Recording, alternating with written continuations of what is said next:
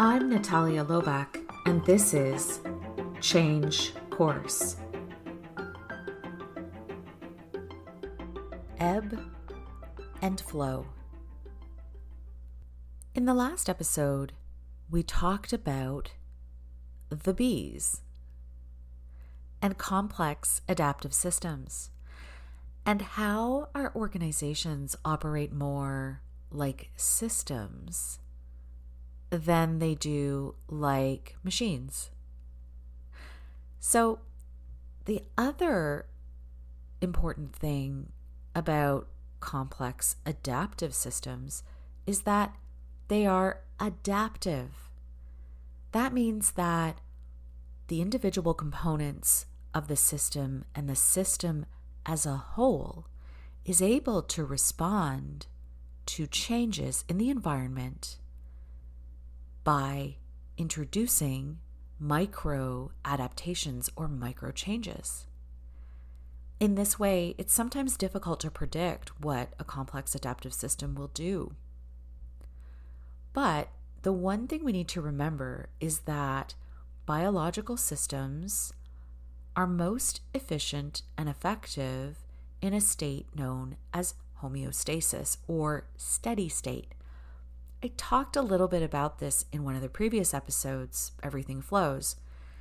And this idea of homeostasis is that there is a place at which the system is operating at its highest efficiency and is conserving energy. And this is the preferred state of that system.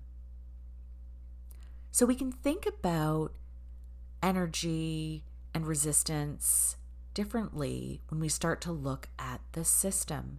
So when we look at resistance to change, some of that resistance comes from that complex adaptive system itself.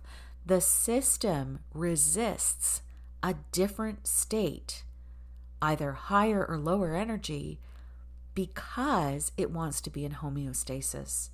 It's not necessarily the individuals in that system who are personally resisting the change. Sometimes it's part of the organizational system that we're in. The system naturally resists. So when we're thinking about homeostasis, I sometimes think about the tides and how the moon and the gravitational force of the moon pulls the waters of the ocean at different parts of the world at different times, creating tides. And so you have, the giant, vast oceans being pulled in one direction by the force of the gravity of the moon, but then also having that resistance in the pull of the gravitational force of the earth, pulling those waters back towards homeostasis, steady state, where all of the waters are at the same level. And so as the tides go up and down, this is a really good example of how homeostasis works. Push and pull and ebb and flow, resistance, and return to steady state. You'll also see this in operating biological systems. And without getting too sciencey, in a system like the human body, our immune system, there are periods of heightened activity and heightened response. So for example, when we get ill, our immune system starts to rev up in response to that threat and that change, neutralizes the threat, and then returns to homeostasis. Homeostasis is one of the reasons why our systems don't remain in a heightened response attack mode and go back to the lower conservation of energy level that we normally operate at. That's just one example. Without getting too technical, thinking about organizations as biological systems starts to introduce this thinking around resistance a little bit differently. So when we are trying to make change happen in a system, as opposed to an organization, it's these components of resistance and system operation and information as a currency that we are trying to take into account as we're making change happen. Because when we introduce change in a complex adaptive system environment, what we're really trying to do is to reset that steady state.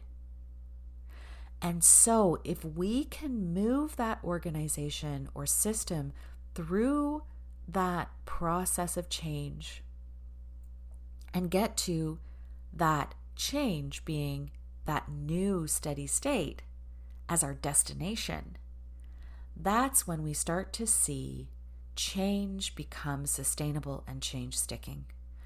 So yes, it has to do with the individual actors in that system, but the system itself is also an important factor. The other thing we need to think about in working with systems is that there is a natural ebb and flow, just like the tides. When you introduce a component of change or something that changes the operation of that system, you start to see that system respond and react. There is an ebb and a flow to change in systems. It isn't linear. We tend to go back and forth a few times before we reach that state of homeostasis. So ebb and flow is normal in change when we look at it as a system.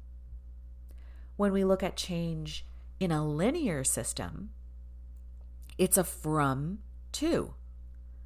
And so the change is the process, not so much that destination. If you're looking at just that from current state to future state, when you're looking at a system, that journey from current state to future state is going to ebb and flow many times before you reach that new future state, that destination of homeostasis. So when I am thinking about change, for me, change is not a process. Change is the destination. It is a new state. It is a new steady state that we are trying to achieve. And as we work towards achieving that state of change, our system is going to go through several states of ebb and flow, of heightened activity, and a return to normal before we can get to that place where our new state of change is our steady state. I hope this gives you some more things to think about as we start to move into this paradigm of organizations as systems, as opposed to organizations as machines. And as we get further into this, we'll start to see how some of those older models of change and the way that we used to think about things in terms of that linear progression is harder to apply to systems, to communities, to the way things work in our human-centered and relationship-centered world.